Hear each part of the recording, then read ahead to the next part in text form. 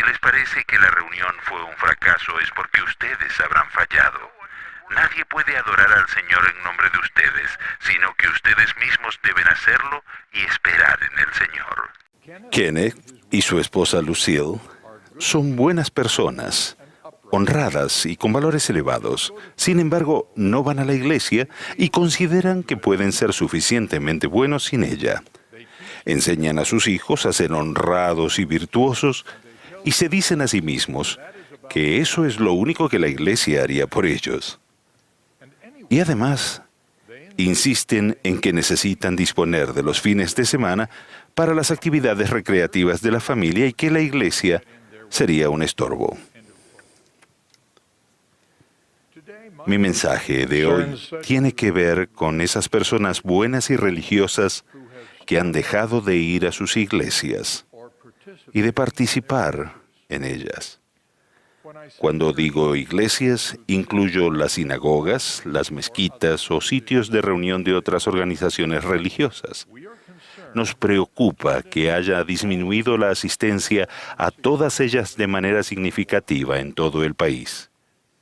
Si dejamos de valorar a nuestras iglesias por cualquier razón, estamos amenazando nuestra vida espiritual y el que un número importante de personas se aleje de Dios limita de sus bendiciones a nuestros países.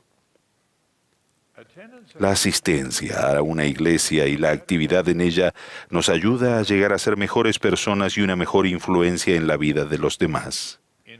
En la iglesia se nos enseña a aplicar principios religiosos y aprendemos unos de otros. Un ejemplo persuasivo es más poderoso que un sermón. Y nos fortalecemos al asociarnos con personas que piensan como nosotros. Como leemos en la Biblia, al asistir a la iglesia y participar en ella, nuestros corazones se unen en amor. Las escrituras que Dios ha dado a los cristianos en la Biblia y en la revelación moderna enseña claramente la necesidad de una iglesia. Ambas indican que Jesucristo organizó una iglesia y consideró que la misma proseguiría su obra después de él. Llamó a 12 apóstoles, les dio autoridad y llaves para dirigirla. En la Biblia aprendemos que Cristo es cabeza de la iglesia y sus oficiales están para ayudar a perfeccionar a los santos para la obra del ministerio, para la edificación del cuerpo de Cristo. Ciertamente la Biblia es clara respecto al origen de una iglesia y de la necesidad de ella en la actualidad. Algunos dicen que asistir a las reuniones no les ayuda. Otros dicen cosas como, hoy no aprendí nada, nadie fue amable conmigo, o me ofendieron. Las decepciones personales no debieran mantenernos alejados de la doctrina de Cristo, quien nos enseñó a prestar servicio, no a recibirlo. Con esto en mente, otro miembro describió su punto de vista para asistir a la iglesia. Él dijo, hace años cambié mi actitud en cuanto a asistir a la iglesia. Ya no voy solo por mi bien. Ahora pienso en los demás. Hago lo posible por saludar a las personas que están sentadas solas, dar la bienvenida a los que nos visitan y ofrecer mis servicios para cualquier asignación. En resumen, voy a la iglesia cada semana con el propósito de ser activo, no pasivo, y de ser una influencia positiva en la vida de otras personas.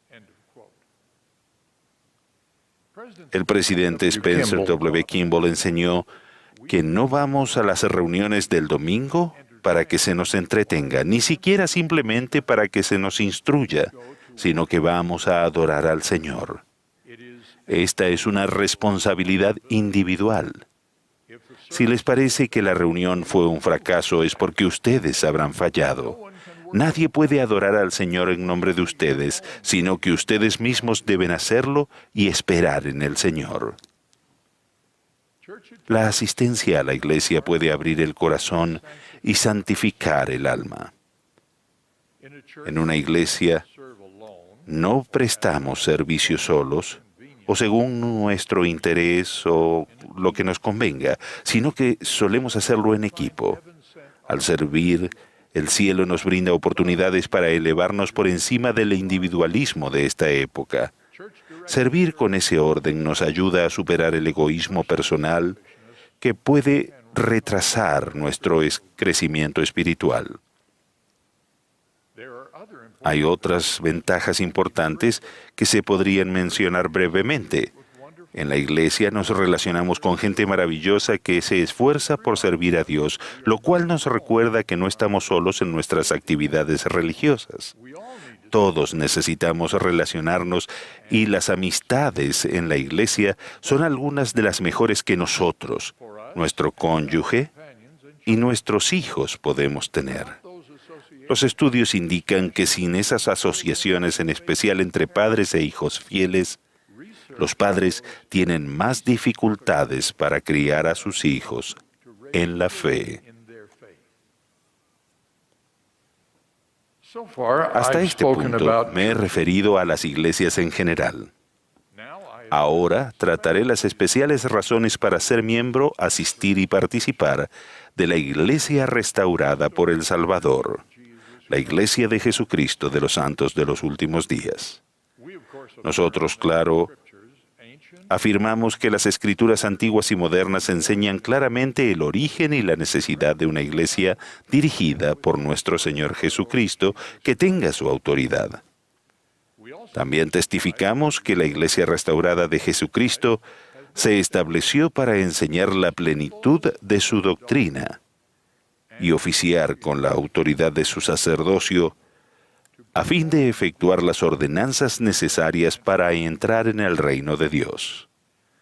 Los miembros que se abstienen de asistir a la iglesia y que confían únicamente en la espiritualidad individual, se distancian de los siguientes elementos esenciales del Evangelio: del poder y las bendiciones del sacerdocio, la plenitud de la doctrina restaurada y las motivaciones y oportunidades de aplicar dicha doctrina.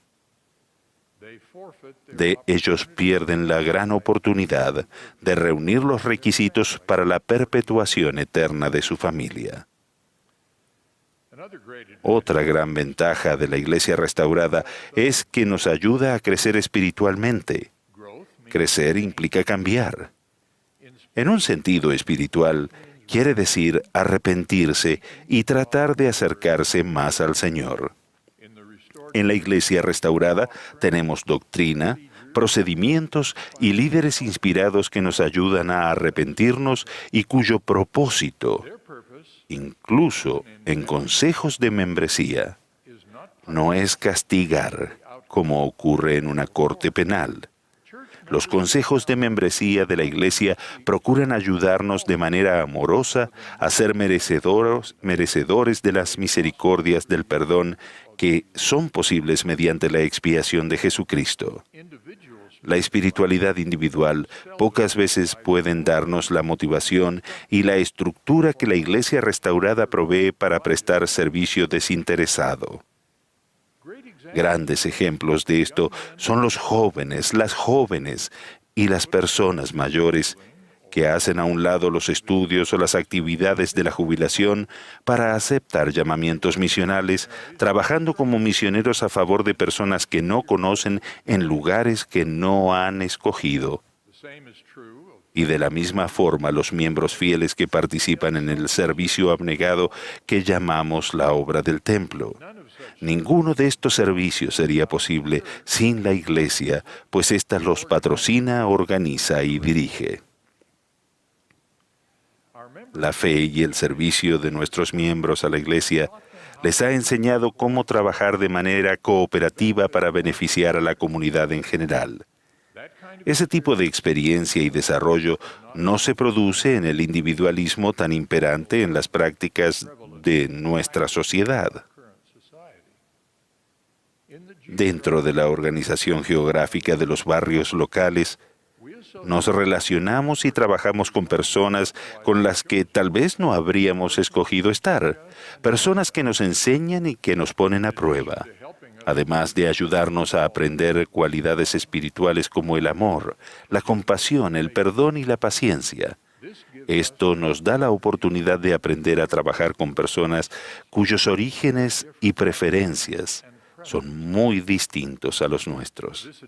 Esta ventaja ha ayudado a muchos de nuestros miembros y a muchas organizaciones que han sido bendecidas por su participación.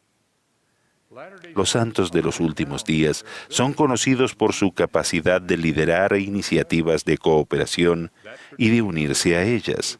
Esta tradición tiene sus orígenes en nuestros valientes pioneros que colonizaron las tierras entre las montañas y establecieron la apreciada tradición de la cooperación abnegada para el bien común. La mayoría de las labores humanitarias caritativas deben realizarse aunando esfuerzos y gestionando recursos individuales a gran escala.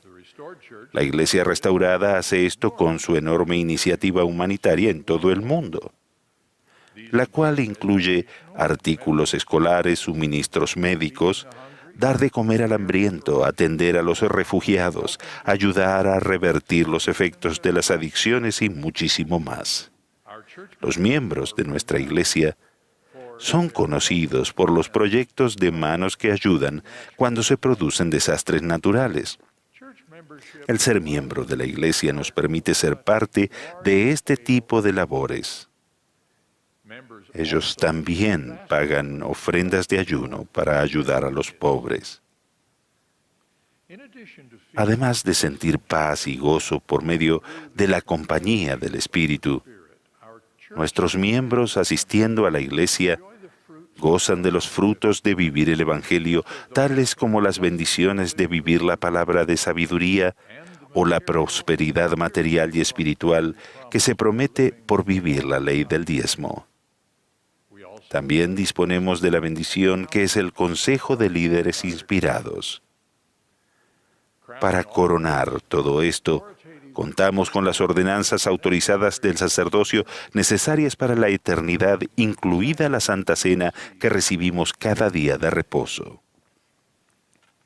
La ordenanza suprema de la Iglesia Restaurada es el sempiterno convenio del matrimonio, que posibilita la perpetuación de las gloriosas relaciones familiares.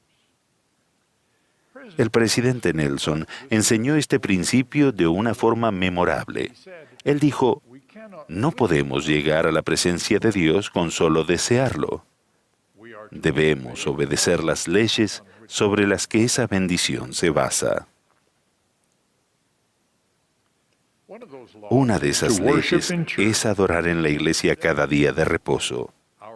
Nuestra adoración y el poner en práctica los principios eternos nos acerca más a Dios y magnifica y amplifica nuestra capacidad de amar. Parley P. Pratt, uno de los apóstoles originales de esta dispensación, describió cómo se sintió cuando el profeta José Smith explicó estos principios. Él dijo, sentí que en verdad Dios era mi Padre Celestial y que Jesús era mi hermano y que la esposa de mi corazón era una compañera eterna e inmortal. Un amable ángel ministrante que me fue dada como consuelo y como corona de gloria para siempre jamás. En resumen, ahora podía amar con el espíritu y también con el entendimiento.